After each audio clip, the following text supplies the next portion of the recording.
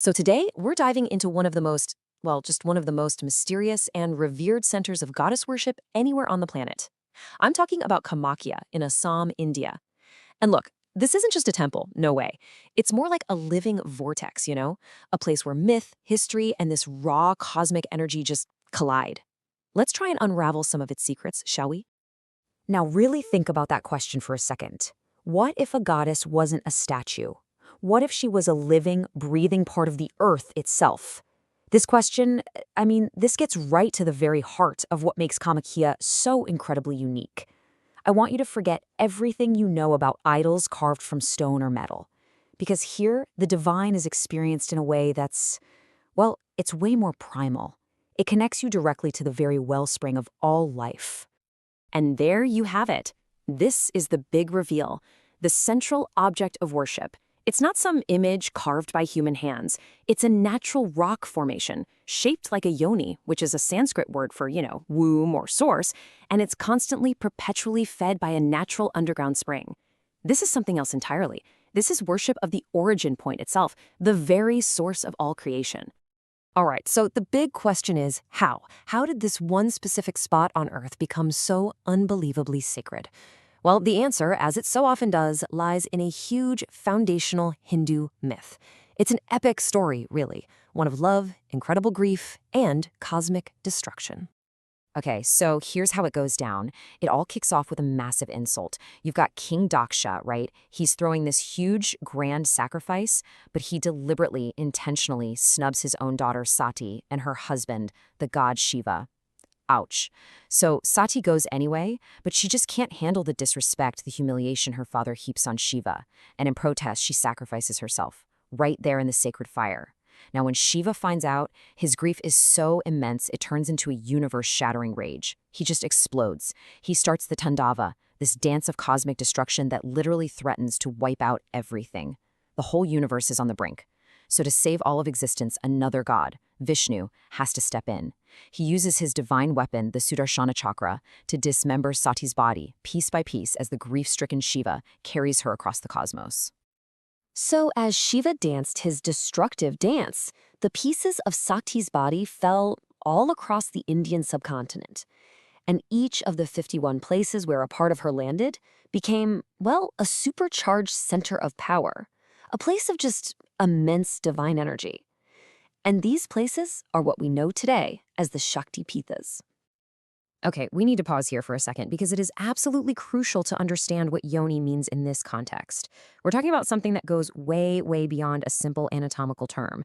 Spiritually, this represents the Divine Mother's creative power. It's the cosmic womb, the absolute source from which all life, everything, emerges. And this is the key. This is what makes this place so uniquely powerful. Think about it. Of all those 51 sacred spots, it was right here, on this spot called Nilachal Hill, that Sati's yoni, her creative source, the origin point, is said to have fallen. This just elevates Kamakhya to a whole different level. It's not just another sacred site. It's considered the most potent, the most powerful of them all. But believe it or not, that huge cosmic myth, that's just the beginning of the story. The temple's identity is also carved in stone, quite literally, through these incredible local legends.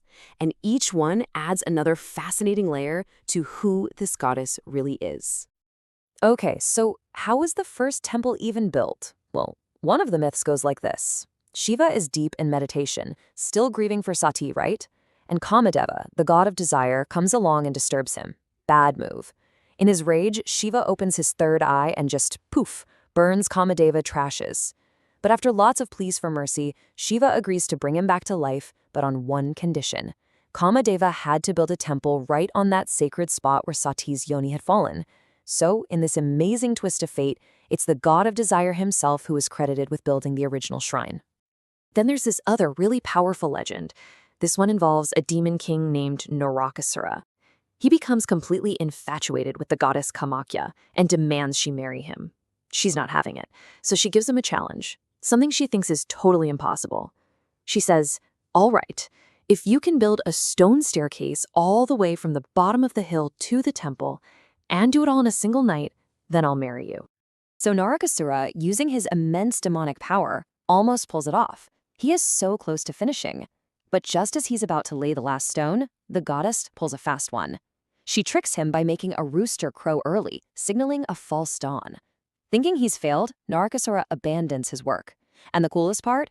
That incomplete stone path, you can still see it today. It's a physical reminder of this ancient myth, right there on the hill. But, not all of these legends end with clever tricks and outsmarted demons. Some of them are, well, they're stark warnings. They're about what happens when you don't respect the goddess's power. And this quote, this one hints at something much darker. This story is about a king, King Nara Narayana.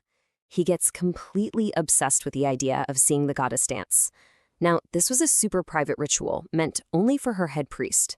But the king pressures the priest, forces him to let him spy through a crack in the wall.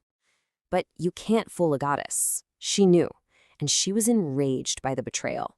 In an instant, she beheaded the priest and laid a devastating curse on the king and on all of his descendants forever.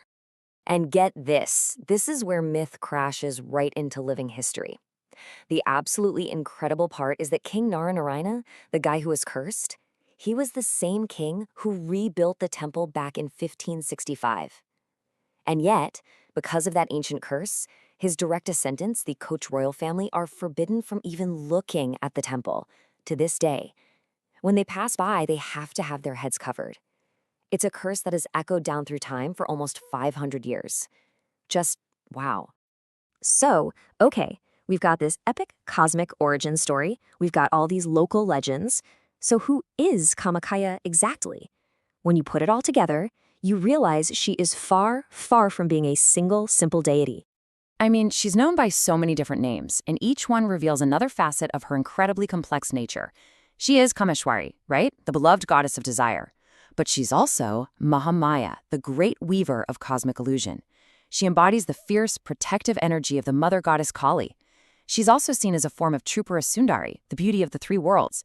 And on top of all that, she's the central figure among the Mahavidyas, a group of 10 seriously powerful wisdom goddesses in the Tantric tradition. And all of this, all these different aspects, they culminate in Kamakhya's role as the absolute epicenter of Tantra. So what is Tantra? Well, it's a spiritual path that doesn't reject the physical world, it embraces it, seeing everything is infused with divine energy. And it specifically worships the divine feminine principle, which is called Shakti, as the dynamic, creative, unstoppable power that brings the entire universe to life. All right, let's wrap this up. Let's bring it all together. Why? Why does this ancient site continue to draw millions and millions of devotees? Why does it still capture the imagination of so many people around the world? I think it's because Kamakhya represents something truly fundamental. It's not just a temple, it's a celebration of life itself. It's a place that honors creation, fertility, and that raw, primal, untamed energy of the divine feminine that underlies all of existence. It's about a direct connection right back to the source. And remember, this isn't some dusty relic of the past. Not at all. It's one of the oldest and most vital centers of goddess worship that is still thriving in the world today. It's one of those rare, powerful places where ancient myths aren't just bedtime stories. They are active, living traditions that are shaping the lives of real people right now. So, I'll just leave you with this final thought to ponder. In a world that's so full of man-made images and icons of the divine, think about what it really means to go to a place where the object of worship isn't a representation of a goddess, but is the very earth, the living spring, the actual source of creation itself. What does that mean to you?